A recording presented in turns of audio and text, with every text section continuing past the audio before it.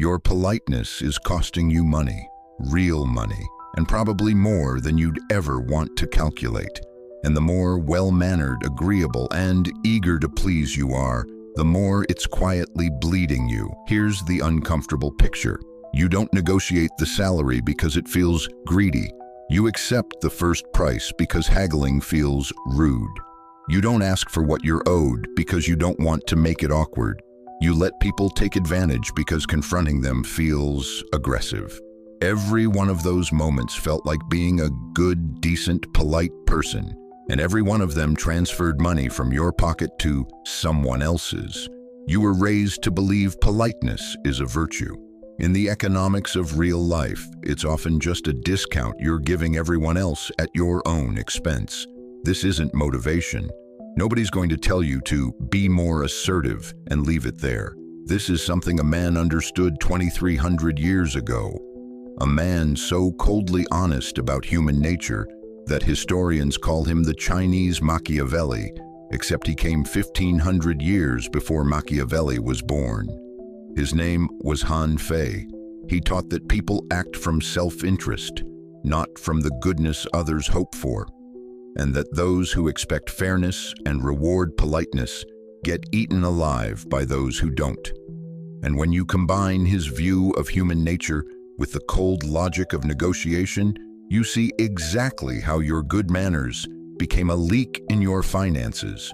By the end of this, you'll see every "it's fine, don't worry about it" as what it often is, a withdrawal from your own account. Let's start with the economics, and specifically with negotiation, because this is where politeness bleeds you most directly. Every price, every salary, every deal has a range, a zone between the most one side will give and the least the other will accept. Where you land in that range is not determined by fairness. It's determined by who is willing to create discomfort and who will do anything to avoid it. Negotiation is, at its core, a contest of who is more comfortable sitting in tension, and the polite person has pre-surrendered because their entire strategy is to eliminate tension as fast as possible, which means giving in. Watch how it works. A price is stated. There's a silence. That silence is uncomfortable, and in that discomfort lives all your leverage. The polite person cannot stand it. They rush to fill it, to smooth it over, to accept, because the tension feels like rudeness, and they've spent their whole life avoiding exactly that feeling. The person who can simply sit in the silence unbothered lets the discomfort do the work. And remarkably often the other side moves first, improves the offer, fills the silence with a concession. Same deal, same facts. The only difference is who flinched. And the polite person always flinches, because flinching is what they were trained to call being nice. Here is where Han Fei's brutal clarity about human nature matters. He rejected the comfortable belief that if you're good to people, they'll be good to you. He observed that people respond to incentives and leverage, not to your niceness, and that expecting your politeness to be rewarded is a fantasy that the self-interested will happily exploit. When you're polite in a negotiation, you're operating on the hope that the other party will notice your reasonableness and reward it with fairness. Han Fei would tell you they won't. They'll notice your reasonableness and take it because your reasonableness just told them they can. Your politeness isn't received as virtue. It's received as weakness, as information that you won't fight, which means they don't have to give. Think about who pays full price and who gets the discount in every domain of life. The person who politely accepts the sticker price funds the discount for the person who asks. The employee who gratefully accepts the first salary offer subsidizes the one who negotiated. The customer who doesn't want to make a fuss pays for the problems the complainer gets refunded. In every one of these, the polite person is not being rewarded for their manners. They're paying a tax, a politeness tax, that the less agreeable simply refuse to pay. Pause for a second and ask yourself honestly, when was the last time you accepted something? A price, an offer, a situation. not because it was fair, but because pushing back felt uncomfortable or rude. And what did that comfort cost you? Be honest. One word: hold it. Because most people have paid the politeness tax so many times they've stopped noticing the withdrawals.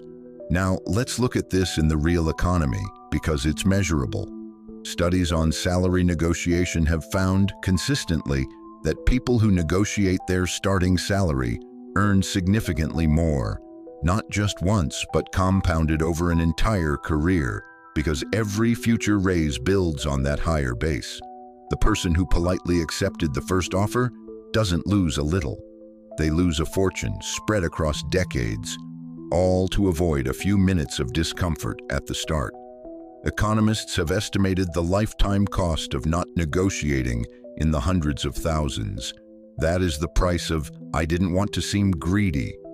And consider the research on who negotiates and who doesn't. The people most socialized to be polite, agreeable, and accommodating, to prioritize others' comfort over their own gain, are precisely the ones who negotiate least and lose most. Their politeness, drilled into them as a virtue, functions in the marketplace as a permanent handicap. Meanwhile, the person willing to be slightly disagreeable, to tolerate the awkwardness of asking, captures value at every turn, not because they're smarter or more skilled, because they refuse to pay the tax. So what does Han Fei's logic tell you to do? Not to become rude. That's the wrong lesson, and rudeness has its own costs. The lesson is to separate kindness from politeness, and to stop letting the second one rob you. Kindness is caring about people's well-being. Keep all of it. Politeness, in the sense that's bleeding you, is the compulsion to avoid all discomfort, all tension, all friction, even when that friction is exactly where your interests are defended. You can be deeply kind and still be someone who negotiates, who asks, who sits in silence, who says, "That doesn't work for me." Those aren't unkind. They only feel unkind because you were trained to flinch. The first move is to make discomfort your ally instead of your enemy.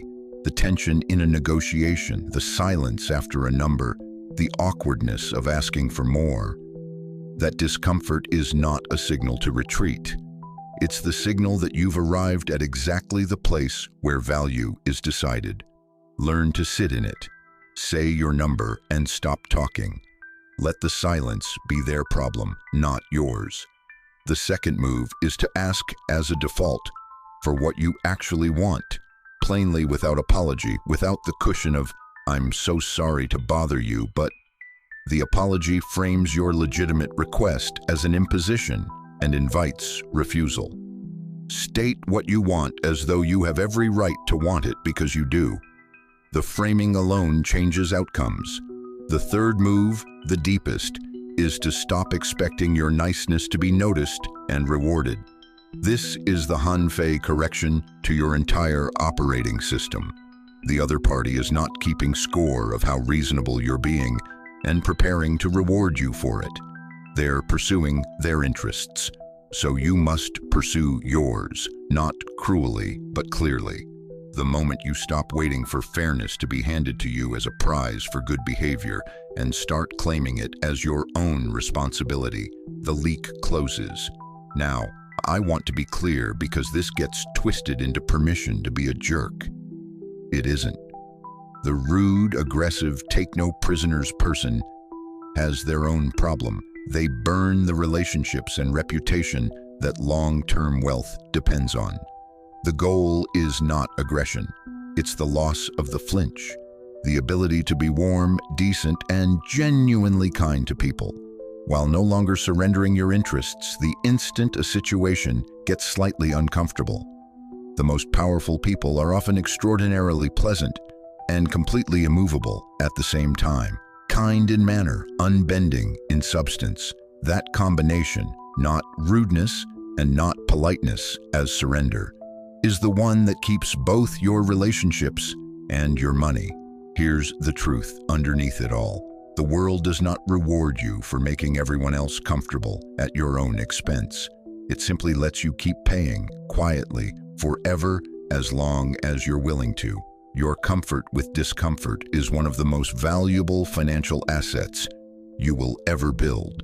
And the politeness you were taught to prize was, all along, the thing preventing you from building it. So let's go back to where we started. You being agreeable, avoiding the awkwardness, accepting what's offered, and wondering why people who are clearly no better than you seem to end up with more. They end up with more because they were willing to pay in momentary discomfort what you kept paying in money. The tax was optional the whole time. You just didn't know you were the one who could stop paying it. So don't think about how to keep everyone comfortable. Think about who you're becoming, not the polite one who funds everyone else's discounts and calls it good manners. Someone kind enough to care and unflinching enough to never again pay the politeness tax.